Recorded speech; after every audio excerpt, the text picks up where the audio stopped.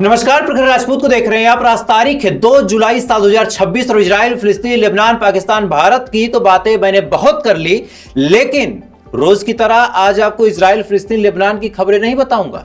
आज आपको वो खबरें बताऊंगा जिन खबरों के बारे में आपका जानना बिल्कुल जरूरी है, क्योंकि हमारे देश में अल्पसंख्यक समाज के साथ कैसा सौतेला व्यवहार किया जा रहा है और किस हिसाब से मौलाना से लेके एक टोपी वाले, एक दाढ़ी वाले को देख के कई सारे लोगों का खून खौल उठता है, उनके अंदर का कट्टर स्वभाव जाग उठता है और उन्होंने क्या कुछ किया है आज तक, इसके बारे में सबूतों के साथ जब आपके सामने बात रखूंगा तो आप यकीन मानिए दोस्तों, आपके पैरों तले आज जमीन खिसक जाएगी। क्योंकि जिस हिसाब से बिहार में मुसलमानों के ऊपर अत्याचार हो रहा, जिस हिसाब से पश्चिम बंगाल में बीजेपी के लोग गुंडागर्दी कर रहे हैं और जिस हिसाब से दिल्ली में पार्क में बैठे मुसलमानों को पीटा जा रहा है, इन तमाम खबरों के बारे में आज आपको बहुत डिटेल में बताऊंगा। और अगर समय रहा तो इजराइल की भी कुछ खबरें बताऊंगा, लेकिन सबसे पहले अपने देश के मुसलमानों का हाल आप दिल थाम के सुनिएगा। सबसे पहली दोस्तों खबर निकल के सामने आ रही है बिहार से। बिहार में एक मुस्लिम स्कॉलर थे जिनका नाम था मौलाना मजहर हुसैन। ये इस्लाम धर्म का प्रचार करते थे, इस्लाम धर्म के बारे में कहीं डिबेट होता था तो वहां जाते थे। इसके अलावा इनके अपने कुछ बिजनेसेस भी थे, जिस वजह से यूपी टू बिहार ये अक्सर आया जाया करते थे। चंद दिनों पहले की बात है, ये यूपी से बिहार जा रहे थे। इसी दौरान दीनदयाल उपाध्याय जो रेलवे स्टेशन है, वहां पे कुछ भगवा गमछा लपेटे हुए लोग आते हैं और आने के बाद इनसे पूछते हैं कि तू मुसलमान है क्या। अब ये शब्द जैसे इनके कानों में पड़ा, ये सन्न रह गए कि इस देश में ये कैसा सवाल है। कोई किसी से बातचीत करता है तो पूछता है कि भैया आपका क्या नाम है, लेकिन यहां पे पहला सवाल ये पूछा गया कि तू मुसलमान है क्या। इन्होंने अपनी पहचान को बताया और कहा कि जी हां मुसलमान हूं, बताइए मैं आपकी क्या खिदमत कर सकता हूं। जैसे ही ये शब्द इन्होंने बोला, सामने वाले पार्टी को ये चीज कंफर्म हो गई कि ये बंदा मुसलमान है, फौरन इसको पीटना शुरू कर दिया गया।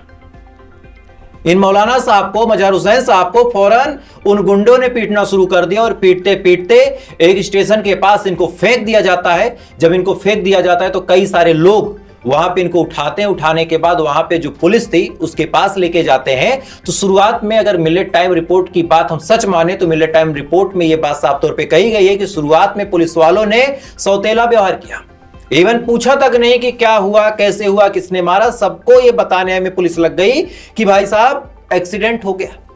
उसके बाद जब ये होश में आते हैं मौलाना साहब, इन्होंने अपना बयान दर्ज किया। तब बयान दर्ज होने के बाद जांच पड़ताल शुरू हो रही है और जांच पड़ताल में भी इतनी ढिलाई बरती जा रही है कि मौलाना साहब खुद परेशान है कि इस देश में उनको इंसाफ मिलेगा या नहीं मिलेगा। क्या कुछ मौलाना साहब ने कहा है, उनके बयान को सुने जरा। अभी अभी मुझ पर हमला हुआ, 3 लड़के ने मिलकर पत्थर मारा।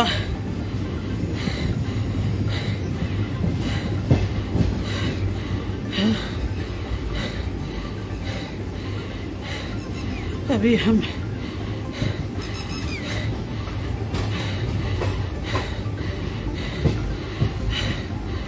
मुगल सराय जा रहे थे वाराणसी से। अब मुगल सराय से पटना जाना था। अभी अभी ये हमला मुझ पे हुआ है। ट्रेन में 3 लड़कों ने मिलकर मुझ पे ये हमला किया है।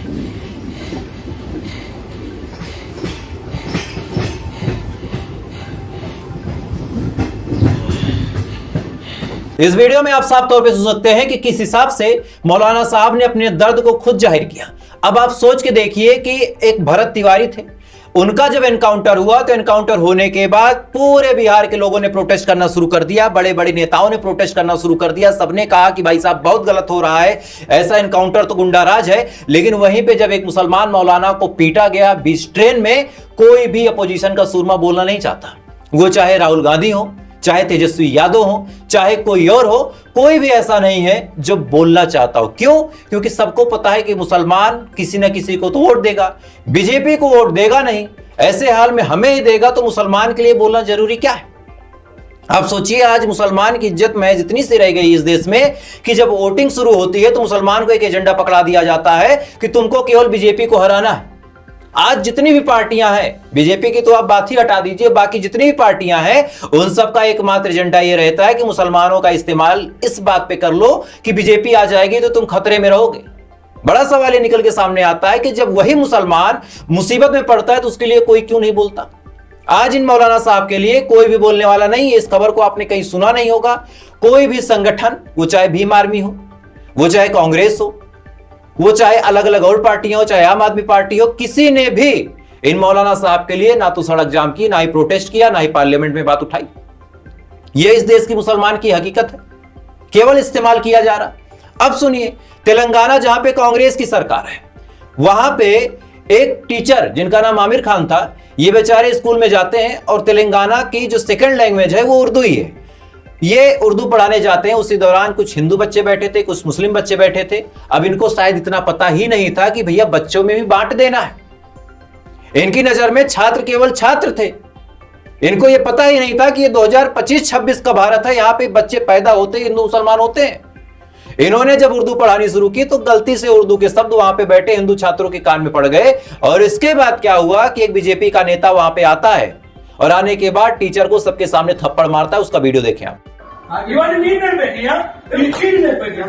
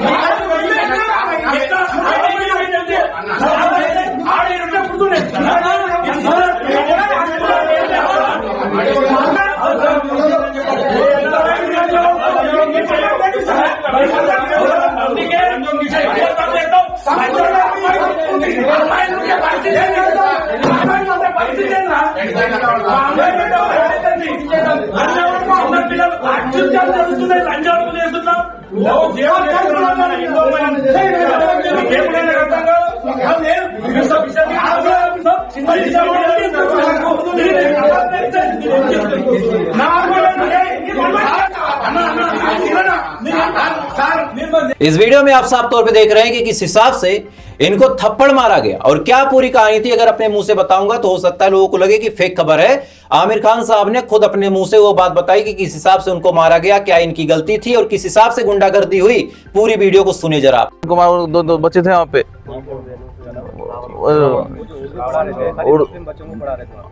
नहीं पढ़ाए सबको पढ़ाए उन्होंने, उनको नहीं मालूम था कि अलग से पढ़ाना है बोल के।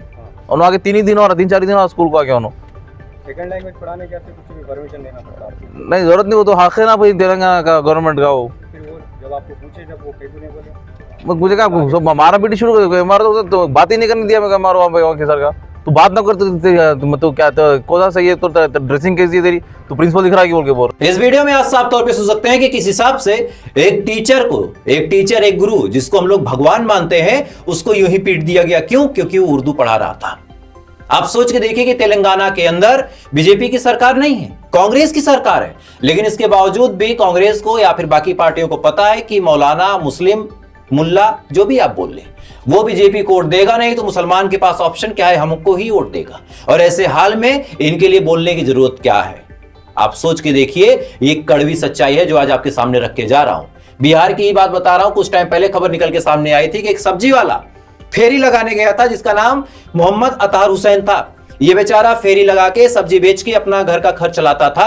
एक गांव में फेरी लगाने जाता है, अचानक से कुछ गमछाधारी इसको घेर लेते हैं। घेरने के बाद इसको बांध के बुरी तरीके से पीटते हैं। पहले चोरी का आरोप लगाया गया, बाद में अलग अलग और आरोप लगाए गए और पीट पीट के इसकी हत्या कर दी जाती है। पीट पीट के इसकी हत्या कर दी जाती है। आज उस घर में वो इकलौता कमाने वाला था। 5-6 महीने पहले की बात है। उसकी बेटी जो भी बहुत छोटी है, इस उम्मीद में बैठी है कि शायद मेरे पापा फेरी लगाने गए हैं, लौट के आएंगे। लेकिन कोई सी आतत का सुरमा उस घर पे ना गया जिस घर में जाने की असल में जरूरत थी। क्यों? क्योंकि सबको पता है कि गरीब है प्लस मुसलमान है। सबको यह बात पता है कि गरीब है और मुसलमान है, तो मजबूर है इसके पास जाके हमको क्या फायदा होगा, ये वोट तो देगा ही देगा। और सुनिए, दिल्ली की घटना आपको बताता हूं। दिल्ली में एक लड़का पार्क में बैठा था। अचानक से कुछ गुंडे आते हैं। आने के बाद कहते हैं कि तूने लड़की छेड़ी है और उसको मारना पीटना शुरू कर देते हैं। इसके बाद जब वो पूछता है भैया मैंने कब छेड़ी, तब ये भाई साहब बताते हैं कि दरअसल मैं देख रहा हूं तू एक लड़की को फॉलो कर रहा।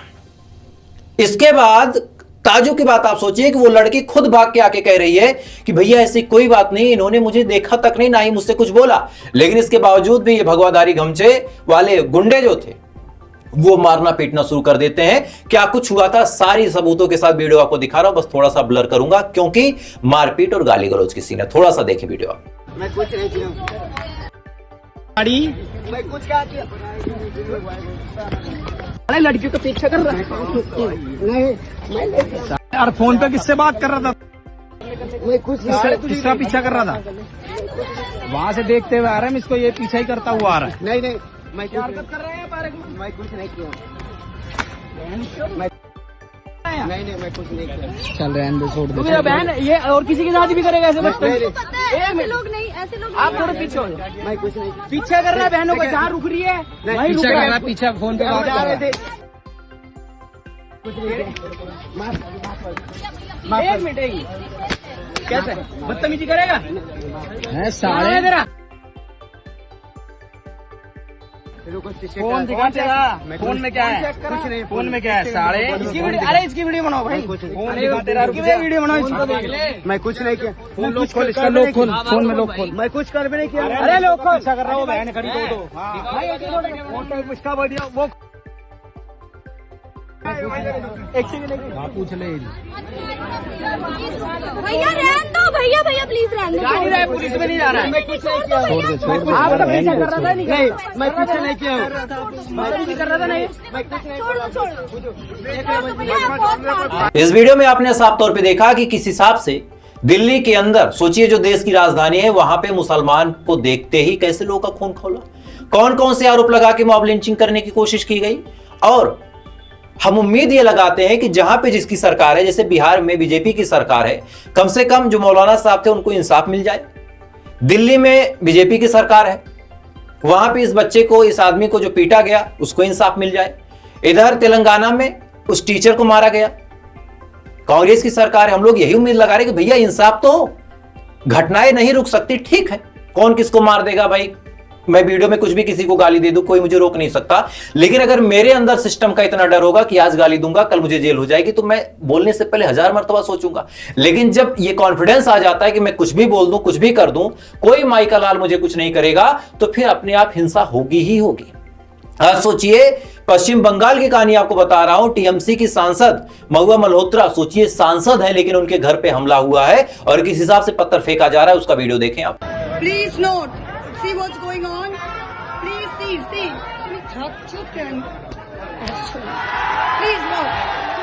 watch. Please see what is going on. Please see, with the police watching. This is a BJP mob been standing here for the past 1 hour. Have called the DGP. Have called everybody. Police are sitting and watching. CRPF is watching. Please note, this is a BJP mob standing there throwing, pelting eggs and vegetables. Please note, please can everybody see this? This is what is happening. This is my area. I'm an MP here. I'm in my office. I am not going to move. Please see their faces. Tomorrow West Bengal government, please note, West Bengal government will deny to do even an FIR. No police will take cognizance. No courts will take cognizance. CRPF watching. Call the police. They've sent the police. They're watching. The mob is continuing. इस video में आप साफ तौर पे देख सकते हैं कि किस हिसाब से महुआ मल्होत्रा जी के घर पे पत्थर फेंका जा रहा, बतौर वो सांसद हैं। क्या कुछ उनका दर्द था। उन्होंने एक वीडियो शेयर करके ये बताया कि पुलिस उनके घर पे मौजूद है लेकिन तमाशबीन भर के बैठी है और किसी भी वक्त उनको कुछ भी हो सकता है। उनका भी वीडियो देखिए। Hello, sir, this is a video for Siddhinath Gupta, the DGP West Bengal, who is no longer picking up my phone. Sir, I called you as the minute this happened. I'm doing a meeting in my party office inside private premises in my constituency, and a huge mob of BJP workers gathered outside and started pelting eggs and stones and everything through the windows and eggs. And when I came to the window to see what was happening, it even hit me and hurt me through my clothes, as you can see. And the reason I'm putting this out there is that the police, I never came. I called you, you asked me for the location which I gave, and after that the police have come and the police have just stood and they are watching this. They are watching the fun and they have put the BJP workers on the side. They have not dispersed the mob and they are waiting for me to get into the car, after which the BJP will heckle me, throw eggs. Not that I'm not bothered about all that, but I'm not going to run away from here. Your job, sir, Mr. Gupta, is to disperse the mob. The job of the police is to disperse the mob. It is not to make me fight and take you anywhere. It is for me, it is for you to disperse the mob, sir. So I hope you see this video, and I hope all of India sees this video. You're an IPS officer, you're DGP of a state. Thank you, sir. I hope in the next 10 minutes you will clear the mob. I hope so. Thank you. इस video में आप साफ तौर पे सुन सकते हैं कि किस हिसाब से पश्चिम बंगाल के अंदर जंगल राज आ चुका है। सोचिए, एक सांसद के ऊपर हमला हो रहा है। सांसद खुद जान बचाने की अगर भीख मांग रहा है तो आम जनता की सुनवाई कैसे कर पाएगा? आम जनता की सुनवाई वो सांसद कैसे कर सकता है जो सांसद अपनी जान की भीख मांग रहा हो पुलिस के आगे और खुद बता रहा हो कि पुलिस खड़ी है, हमारी मदद नहीं कर रही। आप सोच के देखिए ऐसे हाल में क्या हो सकता है। खैर, इधर ये तमाम चीजें दोस्तों चल रही है। इधर आपको याद होगा मुजफ्फरनगर के बारे में मैंने आपको बताया था, वहां पे एक मुस्लिम दरोगा साहब थे जिनका नाम मोहम्मद मुस्तकीम था। ये भाई साहब जुलूस में तलवारबाजी करते हैं और जैसी तलवारबाजी करते हैं, वीडियो आप बगल में देख रहे होंगे, फौरन इनको सस्पेंड कर दिया गया। लेकिन हमने उत्तर प्रदेश में कई सारे ऐसे पुलिस वालों को देखा, चाहे वो संभल के सीओ अनु चौधरी साहब हो, चाहे अलग अलग और लोग हों, कभी वो गदा लेके चलते नजर आते हैं, कभी कावड़िया के पैर दबाए जाते हैं, कभी जो प्रशांत कुमार हैं जो डीजीपी रह चुके हैं वो पुष्प वर्षा करते हैं, उन पे कोई कार्रवाई नहीं हुई। लेकिन यहां पे एक मुसलमान तलवार लेके 2 मिनट तलवारबाजी कर देता है, लाइन हाजिर। ये इस देश का दुर्भाग्य है दोस्तों, पक्षपात कहीं नहीं होना चाहिए। खैर, उम्मीद है इस वीडियो को आप शेयर करेंगे ताकि ज्यादा से ज्यादा लोगों तक ये सच्चाई पहुंचे। और अगर आप भी ऐसी डीप खबरों के बारे में सुनना चाहते हैं सब्सक्राइब कर लें। अब आपको गाजा की खबरों की तरफ दोस्तों लेके चलता हूं। और इस समय इजराइल ने अमेरिका को एक बार फिर से बेइज्जत कर दिया। अमेरिका को बेइज्जत कर दिया। डोनाल्ड ट्रंप को साफ तौर पे ठेंगा दिखाते हुए बेंजामिन नेतन्याहू ने कहा कि हमें अमेरिका की तरफ अब मदद के लिए हाथ फैलाने की जरूरत नहीं है। और यह बात जितनी आसान दिखती है दोस्तों उतनी आसान है नहीं। इस बात के अगर आप मायने निकालेंगे तो बहुत डीप मायने हैं, चूंकि डोनाल्ड ट्रंप के चुनाव में जितनी भी फंडिंग आई थी वो तमाम फंडिंग इजरायली कंपनियों ने ही दिया था। यानी अब साफ तौर पे बेंजामिन नेतन्याहू ने इनडायरेक्टली ब्लैकमेल करते हुए कहा कि अगर हम तुमसे हथियार नहीं लेंगे तो तुम कुर्सी पे बैठे नहीं रहोगे। इसका यह मतलब नहीं था कि हम तुमसे हथियार नहीं लेंगे, जो सुबह मैंने आपको खबर बताई थी। इसका मतलब यह था कि हम तुमसे हथियार नहीं लेंगे तो तुम भी अपने कुर्सी पे बैठे नहीं रह पाओगे। इस बात को याद रखना। और इसी के बाद दोस्तों अमेरिका ही खुद जाता है इराक के पास, अमेरिका खुद जाता है ओमान के पास और दोनों देशों पे अमेरिका दबाव बनाता है। और ये दोनों देश इस समय ईरान के खिलाफ खड़े हो गए। ईरान के खिलाफ ये दोनों देश खड़े हो गए।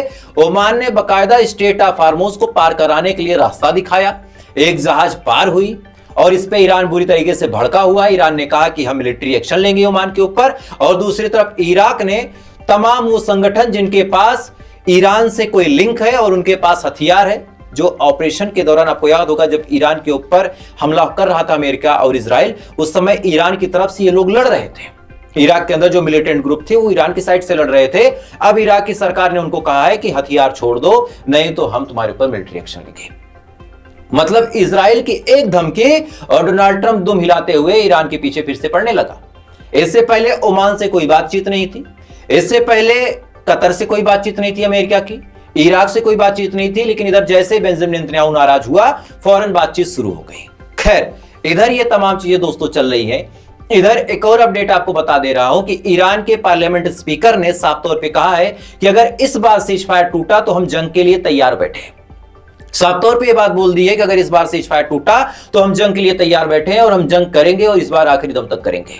तो जितनी आसान इस समय डोनाल्ड ट्रंप को अपनी जीत लग रही है कि हम यहां से फंसा लेंगे, ओमान से घेर लेंगे, फिर इधर इराक से खेला खेल देंगे, उतना आसान है नहीं बाबू। नाक से चना चबाना पड़ जाएगा, इस बात को याद रखना। वो तो मुंह से मैं नाक बोल रहा हूं, बाकी दिमाग में क्या चल रहा है वो आप समझ सकते हैं। खैर, इधर दोस्तों इजराइल के डिफेंस मिनिस्टर इजराइल कर्ज ने बड़ा बयान देते हुए कहा है कि हम 3rd फेज का अटैक बहुत जल्द करने वाले हैं।